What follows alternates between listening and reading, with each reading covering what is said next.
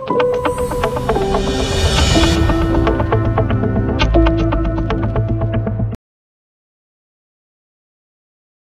Gold ஏன் ஏறுறது, ஏன் இறங்குறது, அதை ஃபஸ்ட்டு நம்ம சொன்னால் தானே உங்களுக்கு அதனுடைய நிலைப்பாடு தெரியும். கோல்டை யூஸ்வலாக எல்லாரும் ஒரு இன்வெஸ்ட்மெண்ட்டுன்னு பார்வையில் பண்ணுறதுங்கிறது ஒரு டைப் ஆஃப் இன்வெஸ்ட்மெண்ட். கோல்டு இந்த விலை விற்கிறது, சாமானியன் போய் கோல்டை போய் 8800 9,000 கொடுத்து வாங்க முடியுமா? கோல்டில் இன்வெஸ்ட்மெண்ட் பண்ணணும் அப்படின்னு நினச்சா மார்க்கெட்னுடைய சப்போர்ட்டில் போய் வாங்கணும். காயின்ஸு வைக்க நாட் அலௌடு. இனிமேல் பெரிய அளவில் இறங்குங்கிறத நம்ம இப்போ சொல்ல முடியாது. ஏன் சொல்ல முடியாதுன்னு கேட்டாலும் இறங்கிறதுக்கு வாய்ப்புகள் இல்லை என்பது. ஆல் ஓவர் த வேர்ல்டில் இந்தியாவில் யூசேஜஸ் ஜாஸ்தி for consuming of gold ornaments. அது பர்டிகுலர்லி சவுத் இந்தியாவில் எல்லா ஃபங்க்ஷன்லையுமே கோல்டு இருக்கும் கம்பேர் வித் நார்த் இந்தியா. கோல்டுக்கு அடமானம் வச்சிங்கனாக்கா நீங்கள் அதுக்கு உண்டான ரெசிப்டை கொடுக்கணும். ஒரு வருஷம் ஆன உடனே அந்த கோல்டை ரினியூவல் பண்ண முடியாது. தங்கம் வச்சுருந்தா நம்ம அவசர தேவைக்கு அடமானம் வச்சு பணம் வாங்கலாம், போய் மீட்டுக்கலாம். இந்த மாதிரி ப்ரொவிஷன்ஸ் இருந்தது. நேற்றுக்கு 9 பாயிண்ட் ஸ்கீம் ஒரு 9 கட்டளைகள் போட்டிருக்காங்க. யாரோ சில பேர் செய்கிற தவறுனால இப்போ சாமானியன் பாதிக்கிறான். எப்படி பாதிக்கிறான்னு கேட்டேன்னா, 10 வருஷம் முன்னாடி ஒரு கோல்டு நாமே வாங்கியிருப்போம். இப்போ போய் ஒரு பேங்க்கில் வைக்கிறோம், அல்லது கோஆப்ரேட்டிவ் பேங்க்கில் வைக்கிறோம், வேறு எங்கேயும் வைக்கிறோம்போது அவங்க ரசீது கொடுங்க, என்னோட தான் அப்படிங்கிறது நம்பகத்தன்மைக்காக தான் கேட்குறாங்க. ஒன்றும் தவறான கருத்தில். காயின்ஸு இது வரையும் வாங்கிட்டு இருந்தாங்க. நீங்கள் கோல்டும் வச்சு காயின்ஸ் வைக்கலாம். தனிப்பட்ட காயின் வைக்க முடியாது. நீங்கள் வேறு ஏதோ ஆர்னமெண்ட்ஸ் வச்சு கோல்டு வச்சாலும் பண்ணிட்டு இருந்தாங்க.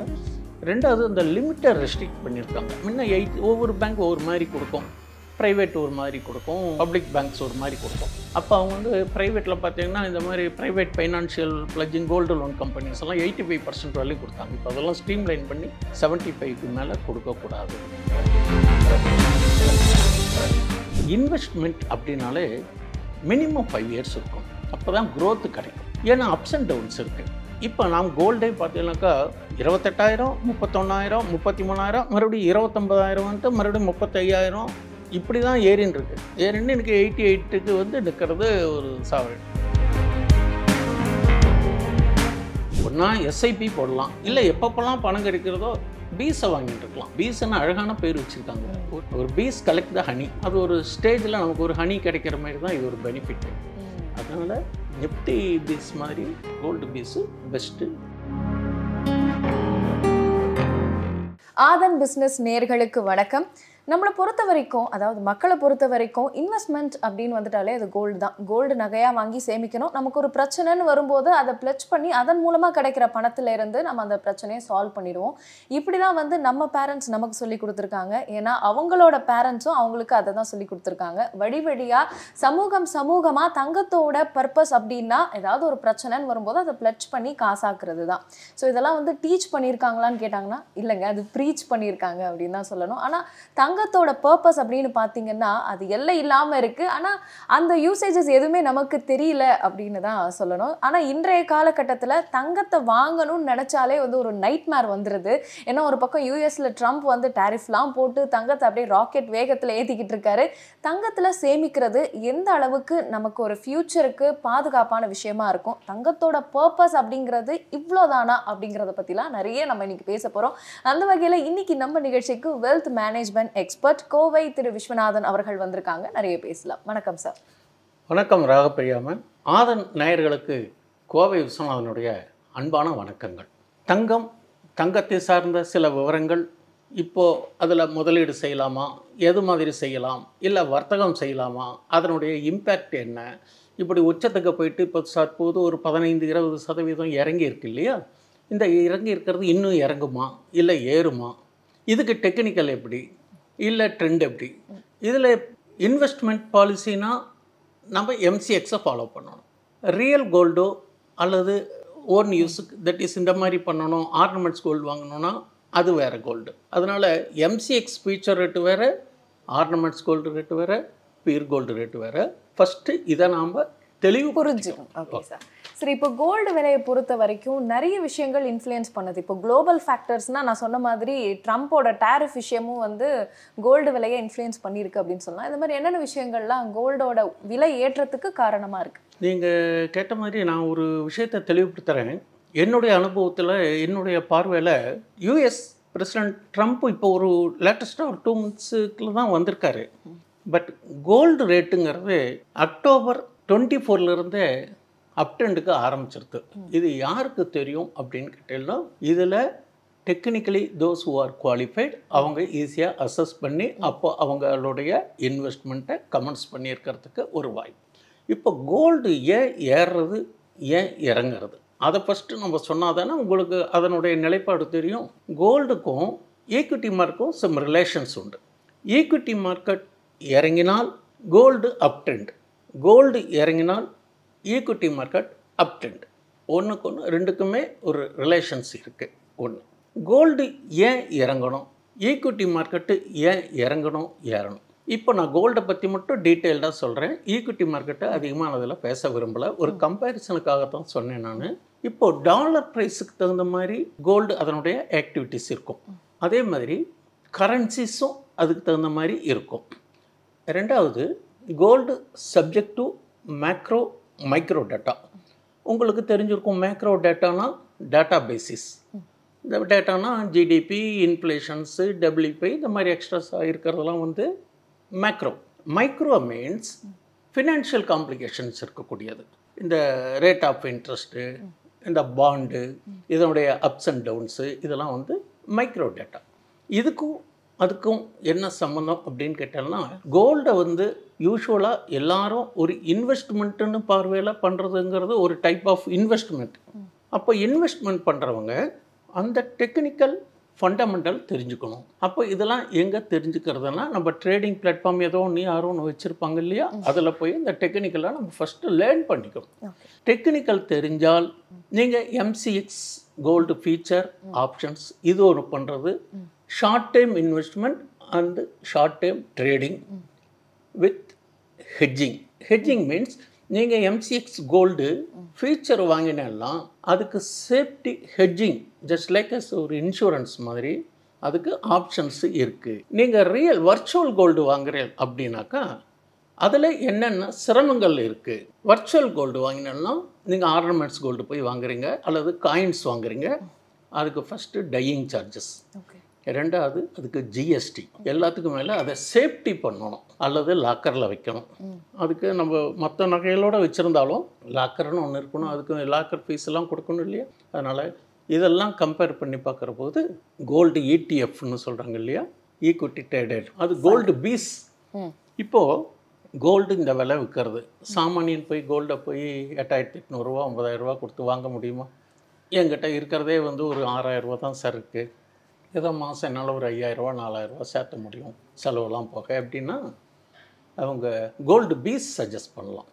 கோல்டு பீஸ் கோல்டு இடிஎஃப்க்கும் ரியல் கோல்டுக்கும் இதுதான் வித்தியாசம். ஒன்று, இடிஎஃப் கோல்டை பிளெட்ஜிங் பண்ண முடியாது, ஆனால் சேஃப்டி. எந்த டயத்துலையும் நீங்கள் ஆன்லைனில் மார்க்கெட் அவார்ட்ஸில் நீங்கள் செல் பண்ணலாம். ஆனால் வர்ச்சுவல் ரியல் கோல்டு என்ன பண்ணணும் கேட்டிங்கன்னா, ஃபிசிக்கல் கோல்டு நாம் அந்த பேங்க்கில் போய் ஆப்ரேட் பண்ணணும், அதுக்கு காத்திருக்கணும், அந்த டயத்தில் இருக்கக்கூடிய அவங்களுடைய அந்த அப்ரைசர் சார்ஜஸ்ஸு இந்த எல்லாமே பண்ணணும். சரி, இதுதான் ரெண்டுக்கும் உள்ள வித்தியாசம். இப்போது கோல்டனுடைய அப்ஸ் அண்ட் டவுன்ஸ், அது எதனால் கோல்டனுடைய இம்பேக்ட் எதனால் மாறக்கூடும். Okay, gold as of now என்னன்னு கேட்டீங்கன்னா, நம்ம ஈக்விட்டி மார்க்கெட்டும் இதுக்கும் ரெண்டுக்கும் லிங்க் இருக்குன்னு சொன்ன பார்த்தீங்கன்னா, ஈக்விட்டி மார்க்கெட்டு டெய்லி வந்து வாலட்டிலிட்டியாக இருக்குது ஒன்று. ரெண்டாவது, இந்த கோல்டனுடைய ஆக்டிவிட்டிஸ் எப்படி இருக்குன்னு கேட்டீங்கன்னா, support and resistance, that is price ஆக்ஷன்னு சொல்லுவாங்க. ரெண்டாவது, dollar, US dollar price, geo political tensions, இந்த மாதிரி வேரியஸ் ரீசன்ஸ் இருக்குது. அப்போது இதுக்கு தகுந்த மாதிரி தான் நம்ம கோல்டுடைய ரேட்டும் அப்ஸ் அண்ட் டவுன்ஸ் இருக்கும். என்னை பொறுத்தவரையிலையும் கோல்டில் இன்வெஸ்ட்மெண்ட் பண்ணணும் அப்படின்னு நினச்சா மார்க்கெட்னுடைய சப்போர்ட்டில் போய் வாங்கணும். அதை நீங்கள் எப்படி சாமானியனுக்கு வந்து இதெல்லாம் தெரிய வாய்ப்பு இல்லை இல்லையா? ஜென்ரலாக ஒரு நியூஸில் போடுவாங்க, இன்றைய தங்கம் விலை எவ்வளவோன்னு போடுவாங்க.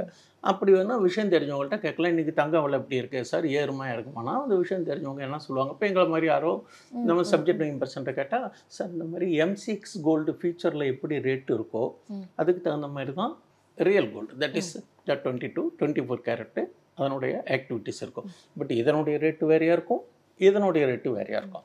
இது வந்து ஃபியூச்சர் அண்ட் ஆப்ஷன்ஸ் இன்வெஸ்ட்மெண்ட் கிடையாது, ட்ரேடிங் பர்பஸ். இது வந்து இன்வெஸ்ட்மெண்ட் அண்டு பிளெட்ஜிங்க்கு யூஸ் பண்ணுறது ரியல் கோல்டு. இப்படி இது மாதிரி பார்க்குற போதுங்க நாம் ஃபஸ்ட்டு டிசைட் பண்ணிக்கணும். இப்போ நம்ம குழந்தைக்கு ஒரு 10 வயசு இருக்குது, அதுக்கு ஒரு 20-22 வயசில் மேரேஜஸ் பண்ணுறோம், கொஞ்சம் கொஞ்சமாக சேர்த்தணும். ஒரு சாமானியன் மாதம் ஒரு 50,000-40,000 சம்பாதிக்கிறவளுக்கு அவங்க ஃபேமிலி ரன் பண்ணுறதுக்கு தானே சரியாக இருக்கும். இப்போ போய் இன்னும் நாளுக்கு நாள் கோல்டு ஏற தான் செய்யும். கோல்டு இறங்குறதுக்கான வாய்ப்புகள் வந்து டெக்னிக்கலாக வேணால் subject to ups and downs volatility இறங்கும் ஏறுறதை தவிர இப்போ பீக்கில் போயிட்டு 20% இறங்கி டிராஸ்டிக் சேஞ்ச், ஒரு பெரிய வீழ்ச்சியை நம்ம எதிர்பார்க்கவே முடியாது. கண்டிப்பாக சான்சஸே கிடையாது. நான் உங்களுக்கு டேட்டா தரேன். லாஸ்ட் 10 இயர்ஸ், தட் இஸ் 14 இயர்ஸாக என்ன அப்படின்ட்டு இப்போ நான் டேட்டா உங்களுக்கு கொடுத்துருக்கேன். இந்த டேட்டாவை நீங்கள் பார்த்தேன்னாக்கா, இந்த டேட்டாவில் என்னன்னு கேட்டேன்னாக்கா ஜென்ரலாக அப்படியே ஏறிக்கிட்டே இருக்கும். ஒரு 4 or 5 இயர்ஸ் கிட்ட ஒரு கரெக்ஷன் வரும். அந்த கரெக்ஷன் வரும்போது 10 ரூபா 12 ரூபா ஏறின 12 ரூபா 12,000 இப்போ 25லேருந்து 28,000 போய் 28,000 35,000 போய் இப்படி ஏறிக்கிட்டே இருந்தது. ஒரு குறிப்பிட்ட டயத்தில் வந்து ஒரு பெரிய கரெக்ஷன்ஸ் வரும் டியூ டு ஜியோ பொலிட்டிக்கல் அல்லது inflation and US dollar price அந்த மாதிரி ஒரு ஃப்ளக்சுவேஷன் வரும், அல்லது அதில் ஒரு ப்ராஃபிட் புக்கிங் வரலாம். நாம் எப்பவுமே கோல்டு இறங்குற போது வாய்ப்பை பயன்படுத்திக்கணும். இப்போ நம்மகிட்ட ஒரு 1 lakh இருக்குன்னு வச்சுக்கோங்களேன், உடனே போய் 1 lakhக்கும் வாங்கக்கூடாது. Don't put all eggs in one bags. எல்லா பணத்தையும் ஒரே இடத்துல பண்ணக்கூடாது. இப்போ நீங்கள் கோல்டில் பண்ணணும்னு நினச்சிட்டிங்கனாக்கா கோல்டில் ஒரு காயின் வாங்கணும். இப்போ இன்னைக்கு விலையில் வாங்குங்க, மறுபடியும் ஒரு 20% இறங்கணும். சும்மா ஒரு 2% 5%லாம் இறங்கினாக்கா வாங்கக்கூடாது. 20% இறங்கினாதான் அப்போ மறுபடியும் இதில் போய் வாங்குங்க. ஏன்னா லம்சமாக டம்ப் பண்ணிட்டேன்னு வச்சுக்கோங்களேன், மறுபடியும் ஏறுற போது நம்மள்கிட்ட லாபம் இருக்கும், அல்லது இறங்குற போது பணம் இருக்காது. அதனால் ஈக்விட்டி மார்க்கெட்டாக இருந்தாலும் கோல்டு மார்க்கெட்டாக இருந்தாலும் எந்த இன்வெஸ்ட்மெண்ட்டாக இருந்தாலுமே பார்ட்டாக தான் பண்ணணும். இஃப் யூ ஆர் ட்ரேடர், அதுக்கு ஒரு ஐடியா. ட்ரேடராக இருந்ததுனாக்கா நல்ல டெக்னிக்கல் பார்த்து அந்த இண்டிகேட்டர்ஸ் எல்லாம் இருக்குது, அதை நல்லா லேர்ன் பண்ணிட்டேன்னாக்கா அந்த லெவலில் இப்போ பாட்டம் அப்படின்னு சொல்லுவாங்க, டிமாண்ட் ஜோன்பாங்க. அந்த டிமாண்ட் இருக்கிற டயத்தில் தான் ஏற ஆரம்பிக்கும். சப்ளை ஜோனில் செல்லிங் வரும். இப்போ பீக் போயிட்டு சப்ளை நான் ஒரு ப்ராஃபிட் புக்கிங் தான் கோல்டு. ரெண்டாவது, இப்போ குளோபல் டென்ஷன்ஸ் வந்து உக்ரைன் ரஷ்யா வார் ஒன்றும் முடியல, அது சீஸ்ஃபயர் பேச்சுவார்த்தை நடந்துட்டுருக்கு. இருந்தாலும் ஒரு பக்கம் அவங்க பாட்டுக்கு வேலையை பார்த்துட்டு இருக்காங்க. பேச்சுவார்த்தைங்கிறது ஒரு பக்கம் நடந்துட்டுருக்கு. அதேமாரி இஸ்ரேல் அங்கே ஹமாஸ் அதுவும் போர் வந்தும் இன்னும் முடியலை. இது மாதிரியான சூழ்நிலையில் ப்ரெடிக்ட் பண்ண முடியாத சூழ்நிலையில் இருக்குது. இப்போ சைடுவேஸ்ன்னு சொல்லுவாங்க. டெக்னிக்கலாக பார்த்தீங்கன்னா இப்போ கோல்டாக இருக்கட்டும் ஈக்விட்டி மார்க்கெட்டாகட்டும் சைடுவேஸ் தான். இந்த கோல்டு இன்னும் கொஞ்சம் இறங்கினால் அல்லது இறங்க வாங்கலாம். ஆனால் பெரிய அளவில் இறங்குங்கிறத நாம் இப்போ சொல்ல முடியாது. ஏன் சொல்ல முடியாதுன்னு கேட்டாலும் இறங்கிறதுக்கு வாய்ப்புகள் இல்லை என்பது என்னுடைய தனிப்பட்ட கருத்து. Chances for uptrend. ஒவ்வொரு டிப்ஸுமே ஒரு பையிங் ஆப்பர்ச்சுனிட்டி. இதை நம்ம கருத்தில் கொண்டு நம்ம இன்வெஸ்ட்மெண்ட்டுக்கு வாங்கலாம், தொலைநோக்கு பார்வையிலையும் வாங்கலாம். US டாலர் வந்து எப்படி கோல்டோட மூவ்மெண்ட்ல ஒரு இம்பாக்ட் கிரியேட் பண்றதுன்றது சொன்னீங்க. அது இல்லாம இப்போ இன்ஃப்ளேஷன் இருக்கு, இன்ட்ரெஸ்ட் ரேட் இருக்கு, இந்த மாதிரி நிறைய ஃபேக்டர்ஸ் வந்து கோல்டோட மூவ்மெண்ட்டையே வந்து மாற்றி அமைச்சிருது. ஸோ அதை பற்றி நீங்கள் என்ன சொல்ல விரும்புறீங்க? இப்போ நம்ம கரன்சி பேசுகிறேன்னு வச்சுக்கோங்களேன், அப்போ வந்து டாலர் ப்ரைஸ் இதெல்லாம் பார்த்தோம். இப்போ கரன்சிக்கும் கோல்டுக்கும் என்ன வித்தியாசம்? கரன்சியினுடைய fluctuations subject to the dollar. டாலருக்கு தகுந்த மாதிரி தான் கரன்சியினுடைய மூமெண்ட்டு. அப்போ கரன்சிஸினுடைய அப்ரிசியேஷன் டெப்ரிசியேஷன் தகுந்த மாதிரி டாலர் ப்ரைஸும் ஏற்ற இறக்கங்கள் வரும். ஏன்னு கேட்டாலும் நம்மளுடைய RBI அந்த ரிசர்வ் அந்த ஹோல்டிங் வச்சுக்கணும். அப்போ வைக்கிற போது அதை மெயின்டைன் பண்ணணும். கரண்ட்டு டெபிசிட் வராமல் அந்த மாதிரி மெயின்டைன் பண்ணுற போது நம்மளுடைய இருப்பில் இருக்கக்கூடிய கோல்டை கொஞ்சம் விற்பாங்க, மறுபடியும் லோவில் வரப்போது பை பண்ணுவாங்க. அதனால் இந்த மைக்ரோக்கும் சம்மந்தப்பட்டது தான் கோல்டனுடைய அப்ஸ் அண்ட் டவுன்ஸ். சரி, இப்போ பொதுவாக கோல்டை வந்து சேஃப் ஹேவன் அப்படின்வாங்க. அதுவும் இந்த கிரைசிஸ் மாதிரியான சமயங்களில் கோல்டு கை கொடுக்குற மாதிரி எதுவும் கை கொடுக்காது. அதை நான் முன்னாடியே சொன்ன மாதிரி நம்ம பேரண்ட்ஸ், அவங்களோட அப்பா அம்மா அதை வந்து பரம்பரையாக நமக்கு சொல்லி கொடுத்துருக்கிற ஒரு விஷயம். ஸோ இது எப்படி சார் நீங்கள் பார்க்குறீங்க? என் ஊர் சைடில் சொல்லுவாங்க, மண்ணுலையும் பொண்ணுலையும் போட்ட பணம் வீணாகாது. இப்போ ரியல் எஸ்டேட்டே இருக்கும், ஒரு இடமே வாங்குறீங்க, நீங்கள் ஒரு சென்ட் ஒரு 4 லட்ச ரூபாய்க்கு வாங்குறீங்க, திடீர்னு 3 லட்ச ரூபாய்க்கு வரலாம். ஆனால் சப்ஜெக்ட் டு அந்த ஏரியாவில் ஏதோ ஒரு இண்டஸ்ட்ரீஸ், ஒரு ஃபேக்ட்ரிஸ் வருது, ஒரு அனௌன்ஸ்மெண்ட் வரலாம், அப்படி வரப்போது அது அப்படியே டபுள் ஆகும். வாங்கினதுக்கப்புறம் இது வந்து மார்க்கெட் தானே, வாங்கினா இறங்கணும், இறங்கினா ஏறணும், ரெண்டுமே இருக்கும். இப்படி இருக்கிற போது மண்ணுலையும் பொண்ணுலையும் போட்டது ஏன் வீணாக போகாதுன்னு கேட்டீங்கன்னா, இப்போ நான் திரும்பி என் மேரேஜ் டயத்தெல்லாம் பார்த்தீங்கன்னாக்கா 2300 ரூபா தான் சவரன். இப்போ போய் நான் அதை நினச்சி பார்க்க முடியுமா? 1 கிராமே வாங்க முடியாது. 1 கிராமே 7500 8000 ரூபா கிட்ட இருக்குது. அதனால் இப்போ போய் நான் 8000 ரூபாய்க்கு என்னால் 1 கிராம் வாங்குறதுக்கே நான் ஒரு மாதத்துக்கு 1 கிராம் வாங்குறோன்னு வச்சுக்கோங்களேன். 12 மாதத்துக்கு எவ்வளோ கிராம்? 12 கிராம். 5 வருஷத்துக்கு எவ்வளோ வச்சு? 60. அப்போவே உங்களுக்கு மல்டிப்ளிகேஷன் பாருங்க. இதே ஒரு மல்டி பேக்கர், நம்ம ஈக்விட்டி மார்க்கெட்டில் மல்டி பேக்கர்னு சொல்கிறோம்ல, அது மாதிரி தான் இதுவும். ஆனால் கோல்டு இறங்கும், இப்படியே இதுலேயே ஏறிண்டே போகணும்னு சொல்ல முடியும். எப்படி பீக்குக்கு போயிட்டு ஒரு 15% இறங்கிட்டோ அது மாதிரி கொஞ்சம் இறங்கலாம். பட் பெரிய லெவலில் இறங்கிறதுக்கான வாய்ப்புகள் குறைவு. இனிமே கிடையாது. பழைய ரேட்லாம் அந்த 5000 6000 7000க்கே போகிறதுக்கு வாய்ப்பு இல்லை. அப்படி மீறி வந்தால் கூட ஒரு கோல்டு வந்து 22 கேரட்டு 8000 ஒரு ஸ்ட்ராங் சப்போர்ட்டுங்கிறது என்னுடைய தனிப்பட்ட கணிப்பு. அப்போது 8000 8200 300 வந்தால் திரும்பி அங்கே டிமாண்டு ரைஸ் ஆகிறதுக்கு வாய்ப்புகள் இருக்குது. அப்போது உங்களுக்கு குளோபல் ஈவெண்ட்ஸு, இன்ஃப்ளேஷன்ஸு, டாலர் ப்ரைஸ், இந்த மாதிரி நிறையா இருக்குது. ஒன்று யூஎஸில் ஃபெடரல் ரேட் ஆஃப் இன்ட்ரெஸ்ட்டை குறைச்சால் டாலர் ஏறும். ஏதாவது மேஜிக் நடக்கலாம் அந்த மூமெண்ட். நம்மளை சுற்றி ஒரு பெரிய உலகத்தில் நம்மளை சுற்றி இருக்குது. இதில் நிறையா ஈவெண்ட்ஸ் இருக்குது, குளோபல் ஈவெண்ட்ஸ் இருக்குது, டொமஸ்டிக் ஈவெண்ட்ஸ் இருக்குது. நம்ம ஓன் யூஸ்க்கு வாங்குறதுன்னா விலை குறைவாக இருக்கிற போது வாங்கி வச்சுக்கணும், கொஞ்சம் கொஞ்சமாக வாங்கணும். இல்லை கமர்ஷியலாக நான் பிஸ்னஸாக பண்ணுறேன் அப்படின்னு கேட்டோம்னா நீங்கள் MCX gold futures and options. Future and options பண்ணினா ஃபீச்சர் பண்ணினெல்லாம் ஹெட்ஜிங். ஒரு ஃபீச்சர் ஒரு லாட் எடுக்கணும்னா மினிமம் ஒரு 9 to 10 lakhs வேணும். சரி, என்னால் அவ்வளோ போட்டு பண்ண முடியாது, என்கிட்ட ஒரு 50,000 60,000 இருக்குன்னு கேட்டாலும் உங்களுக்கு கோல்டுலேயே மினி இருக்குது, கோல்டு மினி பண்ணலாம். அதுலேயும் ஆப்ஷன்ஸ் இருக்குது. அந்த டெக்னிக்கல் அந்த பேராமீட்டர்ஸ் எல்லாம் ஃபாலோ பண்ணி நீங்கள் ஒரு வர்த்தகமும் செய்யலாம். கோல்டு எல்லா வகையிலையுமே தங்கம் தான் அது. சரி, நீங்கள் குளோபல் ஈவெண்ட்ஸ் அப்படின்னு சொல்லும்போது எனக்கு ஒரு டவுட். இப்போது கோவிடுக்கு முன்னாடி பார்த்தீங்கன்னா கோல்டோட ப்ரைஸ் வந்து இவ்வளோ கிடையாது, ஏறிக்கிட்டே இருக்கும். ஆனால் அதில் ஒரு ஸ்டெபிலிட்டி இருந்தது, ரேண்டமாக ஏறாது, டிராஸ்டிக்கான ஒரு இது. இந்த மந்த் நம்மளால் கேல்குலேட் பண்ண முடியும். ஸோ இந்த மொமெண்ட்டில் இவ்வளோ ஏறத்துக்கு வாய்ப்பு இருக்குது அப்படின்னு அனாலிசிஸ் பண்ணலாம். அதே மாதிரி இப்போ இந்த உக்ரைன் ரஷ்யா வார் அப்படின் போது அதுக்கடுத்துமே வந்து அதோட ப்ரைஸ்ன்னு பார்த்தீங்கன்னா பீக்கில் போச்சு. ஸோ இப்போது இந்த கோல்டோட ரோல் அப்படின்னு பார்த்தீங்கன்னா இந்த 2 ஈவெண்ட்ஸுக்கு அப்புறமே வந்து கம்ப்ளீட்டாக மாறிடுச்சுன்னு சொல்லலாம். இது எப்படி பார்க்குறது? இந்த மாதிரி ஈவெண்ட்ஸ் எந்த அளவுக்கு இதில் இம்பேக்ட் க்ரியேட் பண்ணுது? கோல்டு எல்லோ மெட்டல் ஒரு வேல்யூபிள், தலைமுறையாக தங்கத்துக்கு தனி மதிப்பு தான். இப்போது தங்கத்தை வந்து RBIயில் மெயின்டைன் பண்ணுறாங்க, ரிசர்வ்ஸ்க்கு மெயின்டைன் பண்ணுறாங்க. ஏன் வெள்ளியும் அதோட ஜாஸ்தி இருக்கு, ஏன் வெள்ளியை வச்சுக்கிறாங்களா? தங்கம் தானே வச்சுக்கிறாங்க. தங்கம் இஸ் ஆல்வேஸ் எப்பவுமே வேல்யூபிள் தான், எல்லோ மெட்டல். ஓகே, கோவிட் பீரியடில் என்னென்னு கேட்டேன்னாக்கா எல்லாமே ஷட் டவுன். அப்போ வந்து ஸ்டாக் மார்க்கெட்டில் பார்த்தோன்னா FMCGயும் ஃபார்மா மட்டும் தான் ஸ்ட்ரெயின் பண்ணிது.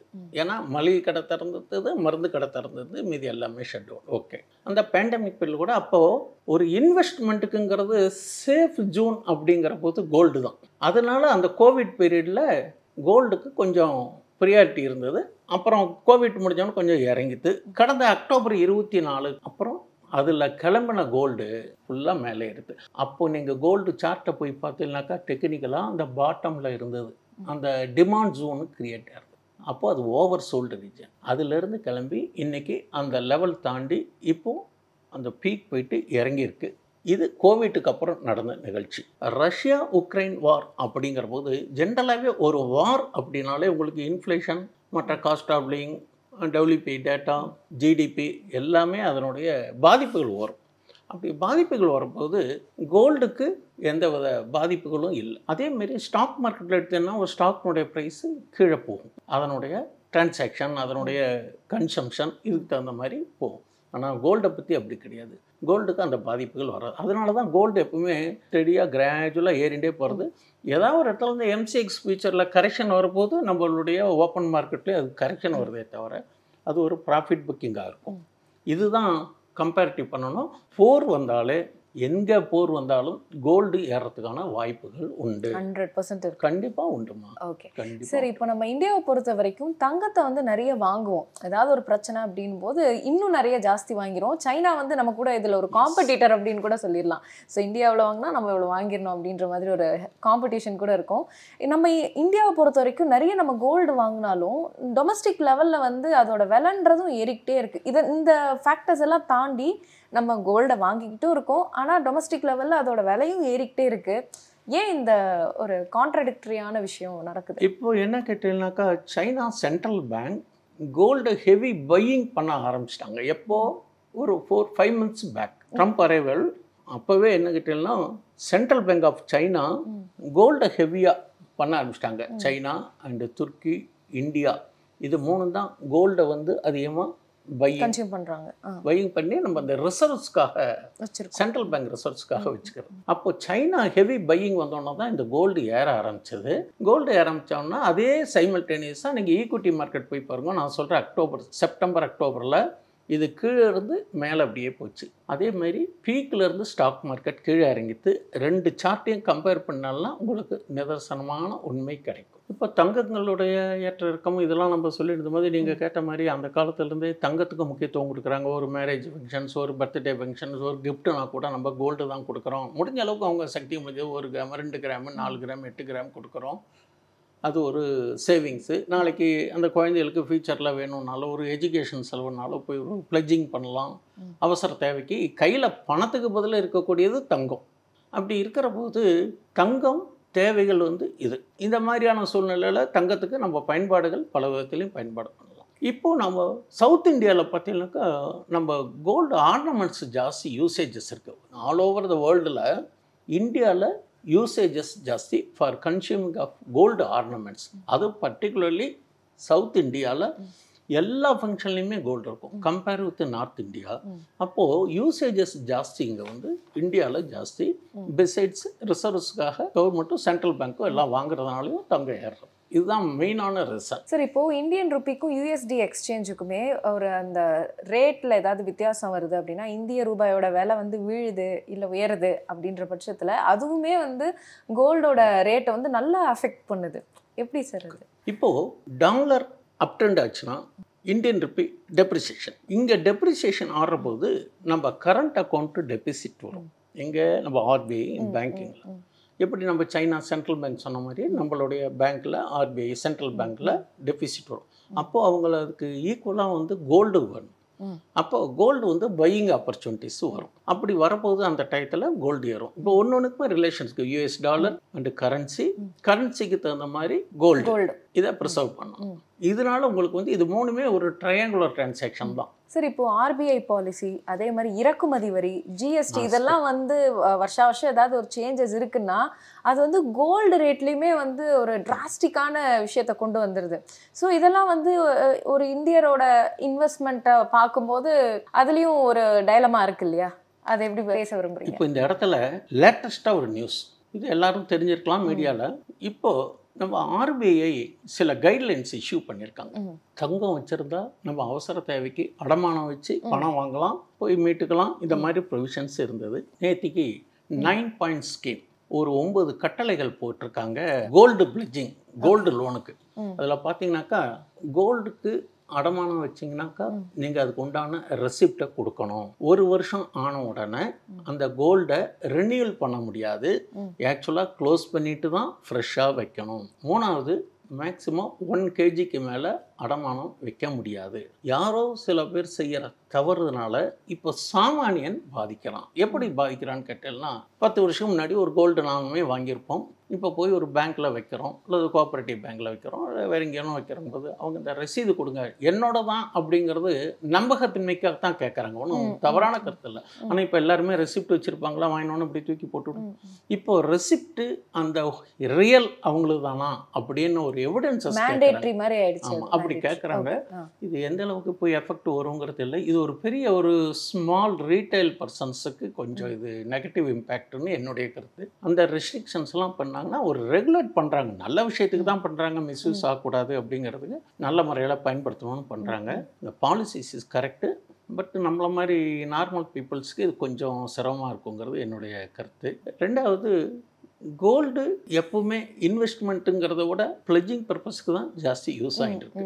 அதனால் இனிமேல் யாராவது கோல்டு வாங்கினால் ரெசிப்டை பத்திரமா வச்சுக்கோங்க. காயின்ஸு வைக்க நாட் அலௌடு. இனிமேல் காயின்ஸு இது வரையும் வாங்கிட்டு இருந்தாங்க. நீங்கள் கோல்டும் வச்சு காயின்ஸ் வைக்கலாம். அப்போ தனிப்பட்ட காயின் வைக்க முடியாது. நீங்கள் வேறு ஏதோ ஆர்னமெண்ட்ஸ் வச்சு கோல்டு வச்சாலும் பண்ணிட்டு இருந்தாங்க.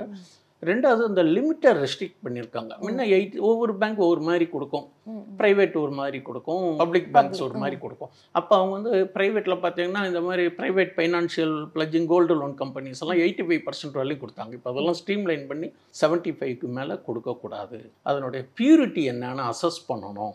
அப்போ பியூரிட்டி பண்ணணும்னு கேட்டோம்னா நம்ம போய் பியூரிட்டிக்கு போய் சர்டிஃபிகேட் வாங்கணும். இதெல்லாம் extra expenditure to the retailers. சாமானியனுக்கு இதெல்லாம் ஒரு கூடுதல் பளு. இது இந்த மாதிரி ஒரு பரவலான கருத்து வலையில் சேகரித்த செய்தி. ஓகே சார், இப்போ நம்ம ரீட்டைல் இன்வெஸ்டர்ஸ் பற்றி பேசும்போது கோல்டில் இன்வெஸ்ட் பண்ணுறாங்க அப்படின்னா அது லாங் டேர்முக்கு பெனிஃபிஷியலாக இருக்குமா இல்லை ஷார்ட் டேர்முக்கு பெனிஃபிஷியலாக இருக்குமா? இன்வெஸ்ட்மெண்ட் அப்படின்னாலே மினிமம் 5 இயர்ஸ் இருக்கணும். அப்போ தான் க்ரோத்து கிடைக்கும். ஏன்னா அப்ஸ் அண்ட் டவுன்ஸ் இருக்குது. இப்போ நாம் கோல்டே பார்த்தீங்கன்னாக்கா 28,000, 31,000, 33,000, மறுபடியும் 29,000, மறுபடியும் 35,000 இப்படி தான் ஏறின்னு இருக்கு. ஏறின்னு எனக்கு 88க்கு வந்து நிற்கிறது ஒரு சாவரம். இது மாதிரி பண்ணலாம். அதே மாதிரி இன்வெஸ்ட்மெண்ட் அப்படின்னு கேட்டீங்கன்னாக்கா அது ஃபிசிக்கல் கோல்டை விட digital is always best and also safer. அது ஒன்று பண்ணலாம். இதெல்லாம் நம்ம டெக்னிக்கலாகவும் அனலைஸ் பண்ணி ட்ரெண்ட் இஸ் அவர் ஃப்ரெண்டு, ட்ரெண்டுக்கு தகுந்த மாதிரி தான் பண்ணணும். அதனால் பை அட் லோ வாங்கி கொஞ்சம் கொஞ்சமாக சேகரித்து எப்பப்போலாம் நம்மகிட்ட பணம் கிடைக்குதோ கோல்டு இஸ் பியூர்லி ஒரு சேவிங்ஸ் தான். லாங் டேர்முக்கு சரி, இல்லை ஷார்ட் டைம் அப்படின்னால not investment, that is converted as ட்ரேடிங்னு ஆகிடும். அப்போ ட்ரேடிங் ஆஸ்பெக்டில் வந்துன்னா நீங்கள் MCXக்கு போகணும், ஃபியூச்சர் அண்ட் ஆப்ஷன்ஸ் போகணும், அந்த டெக்னிக்கல் தெரியணும், அதில் உள்ள இறங்கி நம்ம லாபம் பார்த்து வரணும், வித் ஹெட்ஜிங்கோடு பண்ணணும். ரெண்டாவது, கோல்டே வந்து பியூர்லி ஹெட்ஜிங் பர்பஸ் தான். எல்லாத்துக்குமே ஒரு ஹெட்ஜிங் தான் கோல்டே தவிர இப்போ காலப்போக்கில் அது ஒரு இன்வெஸ்ட்மெண்ட்டாக கன்வெர்ட் ஆகிடுது. அதுவும் வரவேற்கத்தக்க ஐடியா தான். அதுக்கு தகுந்த மாதிரி 30 வருஷத்துக்கு முன்னாடி இருந்த கோல்டு இப்போ அந்த விலைக்கு போய் வாங்க முடியாது, நல்ல க்ரோத் ஆகிருக்கு. அதனால் இன்வெஸ்ட்மெண்ட்டுக்கு இஸ் ஆல்சோ பெஸ்ட்டு. ஆனால் இந்த விலையில் வாங்கணும்னு நீங்கள் நினச்சாலும் வாங்கலாம், எந்த விலையில் வேணாலும் வாங்கலாம். ஆனால் பல்காக எதையுமே வாங்கக்கூடாது.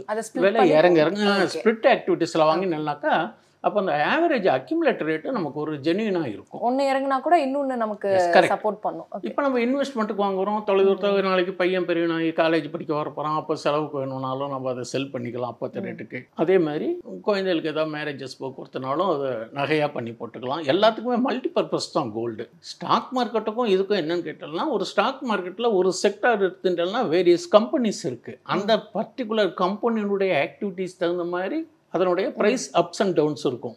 ஆனால் கோல்டை பொறுத்தவரையும் ஒரே தீம் தான். பார்க்க வேண்டியது டாலர் ப்ரைஸ்க்கு தகுந்த மாதிரி inflation and government policy. Suppose இப்போ லாஸ்ட் இயர் பட்ஜெட்டில் எக்ஸைஸ் டியூட்டி நல்லா மினிமைஸ் பண்ணாங்க. 13-14% 6% பண்ணாங்க. அப்போ ரீட்டைலர்ஸ்க்கெலாம் கணிசமாக விலை இறங்கிது. அப்போ கொஞ்சம் இந்த ஜுவல்லர்ஸு அவங்களுக்கெல்லாம் கொஞ்சம் பாதிப்புகளே தவிர பட் ஓவராலாக அது ஒரு நல்ல வாய்ப்பு கிடைச்சிது போன வருஷம் பட்ஜெட்டில். அந்த மாதிரியான வாய்ப்பை நம்ம பயன்படுத்திக்கணும் கண்டிப்பாக.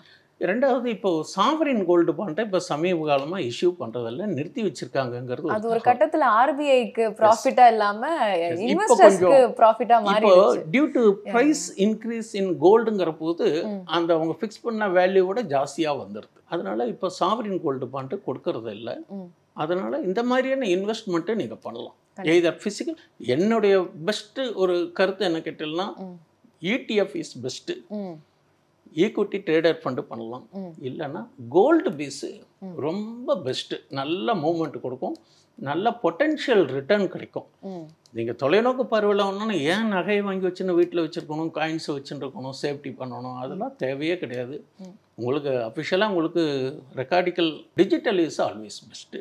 ETF ஒன்றும் மியூச்சுவல் ஃபண்ட்லேயும் இருக்குது, நிறையா கம்பெனிஸ் பண்ணுறாங்க. அதுவும் இந்த மாதிரி லீடிங் பேங்க்ஸு இந்த மாதிரி நிப்பான், யூடிஐ இந்த மாதிரி ஒரு எஸ்பிஐ இது மாதிரி இதெல்லாம் கூட உங்களுக்கு இது இருக்குது. கூடுமானவர்களையும் பப்ளிக் செக்டாரினுடைய அண்டர்டேக்கிங்கில் இருக்கிறதில் இன்வெஸ்ட் பண்ணுறதுக்கு முயற்சி பண்ணுறது நல்லது. பெஸ்ட் ஐடியா பீஸ் தான். கண்டிப்பாக அது நிஃப்டி பீஸாக இருந்தாலும் சரி, எதுவாக இருந்தாலும் சரி. நம்ம இப்போ ஒரு கோல்டு இப்போ நீங்கள் கேட்குறீங்களே, நம்ம ஒரு சாமானியம் 30,000 ரூபா சம்பாதிக்கிறோம், நான் கோல்டு வாங்கணுன்னா அது ஒரு சேவிங்ஸ் பண்ணலாம். எப்படி பண்ணலான்னு கேட்டாலாம் எனக்கு தெரிஞ்ச ஒரு டிப்ஸ் சொல்கிறேனே. இப்போது கோல்டு பீஸ் வாங்குறீங்க, இப்போ ஒரு 76 ரூபா இருக்குன்னு வச்சு, இன்றைக்கி 78 ரூபா ஏதோ சம்திங் இருக்குது. என்கிட்ட ஒரு 1000 ரூபா இருக்குன்னா அதுக்கு தகுந்த வாங்கலாமே. 10 கூட வாங்கலாம். சரி, இன்னொரு 15 நாள் கழிச்சு கிடைக்கிறதோ அப்போ 78 ரூபாய்க்கோ 75 ரூபாய்க்கோ அப்போ வாங்கலாம் இல்லையா? ஒன்றா எஸ்ஐபி போடலாம், இல்லை எப்பப்பெல்லாம் பணம் கிடைக்கிறதோ பீஸை வாங்கிட்டு இருக்கலாம். பீஸ்ன்னு அழகான பேர் வச்சுருக்காங்க. ஒரு பீஸ் கலெக்ட் த ஹனி. அது ஒரு ஸ்டேஜில் நமக்கு ஒரு ஹனி கிடைக்கிற மாதிரி தான் இது ஒரு பெனிஃபிட்டு. அதனால் நிஃப்டி பீஸ் மாதிரி கோல்டு பீஸு பெஸ்ட்டு. சரி, கொஞ்சம் முன்னாடி கூட நம்ம ட்ரெண்டு பற்றிலாம் கூட பேசிகிட்டு இருந்தோம், கோல்டு ட்ரெண்டிங்காக அப்படின்னு. ஸோ இப்போ 2025 போர்ட்ஃபோலியோன்னு வச்சுக்கோங்க. எனக்கு ஒரு போர்ட்ஃபோலியோ வேணும் அப்படின்னா என் மைண்டில் வந்து ஈக்விட்டியும் இருக்குது, அதே சமயம் ரியல் எஸ்டேட்டும் இருக்குது. ஸோ இது ரெண்டும் இருக்கும்போது கோல்டுக்கு நான் எவ்வளோ ஸ்பேஸ் கொடுக்கணும் அந்த போர்ட்ஃபோலியோவில்? கரெக்டான கேள்வி கேட்டீங்க. நான் சொல்லணும்னு நினச்சேன். எப்படின்னு கேட்டேன்னா, if you have 1 lakhs in your hand, நீங்கள் ஈக்விட்டியில் ஒரு 40% போடுங்க, கோல்டில் ஒரு 30% போடுங்க, மீதி 30 இருக்குது. பார்த்தீங்களா, பாண்டுன்னு ஒன்று இருக்குது, நாட்டு கோல்டு பாண்ட். ஜென்ரலாகவே பாண்டு, ஆர்பிஐ பாண்டு அப்பப்போ ரிலீஸ் பண்ணுவாங்க. அப்படி நீங்கள் பிரித்து போட்டேன்னாக்கா ஈக்விட்டி மார்க்கெட் இறங்குற போது T-bills-ன்னு வச்சுக்கலாமா? நீங்க சொல்ற பாண்ட்ஸ் வந்து T-bills கவர்மெண்ட். S, absolutely. அது உங்களுக்கு அந்த மெச்சூரிட்டி வேல்யூ டேட் போட்டே கொடுத்துருவாங்க. அது 1 year 3 year இருக்குது. அதுலேயும் இன்ட்ரெஸ்ட் வர மாதிரி எல்லாமும் இருக்குது. அதுக்கு ஒரு தனியான ஒரு வாய்ப்பு கிடைக்கிறதோ நான் டீட்டெயில்டாக சொல்கிறேன். அது மாதிரி பிரித்து போடணும். இல்லை சார் எனக்கு அதெல்லாம் முடியாதுன்னா கைண்ட்லி கமெண்ட்ஸ் ஈவன் டுடே.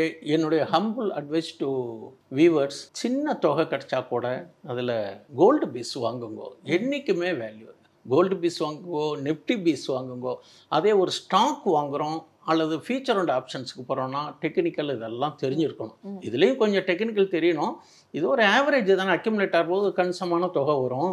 இப்படி பண்ணுற போது ஓரளவுக்கு ஜென்யூன் அவுட்புட், பொட்டன்ஷியல் அவுட்புட் கிடைக்கும். நீங்கள் 5 years 10 yearsங்கிற போது இது கணிசமாக ஏறி இருக்குங்கிறது என்னுடைய கருத்து. பொதுவாகவே ஒரு 30,000 ரூபா 40,000 ரூபா சம்பாதிக்கிறாங்க அல்லது 80,000 ரூபா சங்கலாம்னா அவங்களுடைய ஸ்டேட்டஸு எக்ஸ்பென்ஸுக்கு தகுந்த மாதிரி ஒரு சின்ன க்ளூ ஒன்று தரேன். 100ல் 50% for family maintenance, 30% for savings, 20% for entertainment. Okay, 5:3:2. ஆமாம், கண்டிப்பாக என்டர்டெயின் மஸ்ட். ஏன்னா என்டர்டெயின்மெண்ட் தான் நம்ம பிரிஸ்காக இருந்தால் தான் நம்ம வேலையில் சேர்த்துவோம். வாரத்தில் 7 நாளும் செய்கிறோம். வீக்கெண்டில் வெளியில் போகிறோன்னா அது போய் தான் ஆகணும். அதுக்கு தேவையில்லாத செலவுன்னு நம்ம சொல்லக்கூடாது. அது இப்போ ட்ரெண்டு பார்த்தீங்கன்னா வீக்கெண்டு எக்ஸ்பென்சஸ்ன்னு போகிறாங்க, ஸ்ட்ரீட்டு லாங் போகிறாங்க, ஒரு ஃப்ரெண்ட்ஸுகளோட பண்ணுறாங்க. அதெல்லாம் தவிர்க்க வேண்டாம். பட் சேவிங்ஸை ஃபோக்கஸ் பண்ணுவோம். நான் சேவிங்ஸுன்னு கூட பண்ண மாட்டேன். That is one of expenditure. அது எப்போ சேவிங்ஸாக மாறும்னு கேட்டோம்னா அடுத்த மெச்சூரிட்டியில் தான் அது நேம்டு ஆஸ் சேவிங்ஸ்னு வரும்.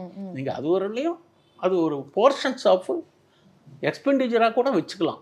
எப்படி நம்ம அந்த செலவு பண்ணுறோம் இது சொல்கிறோமோ அது மாதிரி. அதே மாதிரி சேலரி வந்ததுனாக்கா எடுத்து சேவிங்ஸ் ப்ரியாரிட்டி கொடுக்கும். முதல்ல அதை தான் ஃபஸ்ட்டு சேவிங்ஸ், 2வது ஃபேமிலி, 3வது என்டர்டெயின்மெண்ட். இப்படி பண்ணினாக்கா என்னுடைய ஃபாலோவர்ஸ்க்கு நான் சொல்கிறவங்களுக்கு இதுதான் ஒரு suggestion. At my age of 70ல் பை பாஸ்ட் எக்ஸ்பீரியன்ஸு நான் இது மாதிரிலாம் பண்ணி தான் இந்த அளவுக்கு நான் ஒரு ஸ்டேட்டஸில் வந்திருக்கோம். அப்படிங்கிறது யதார்த்தமான உண்மை.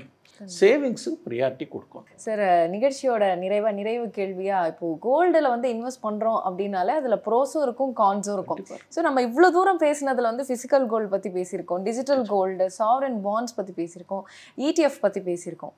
ஸோ இதில் இருக்கக்கூடிய ப்ரோஸ் அண்ட் கான்ஸ் என்ன, எது பெஸ்ட்டுன்னு?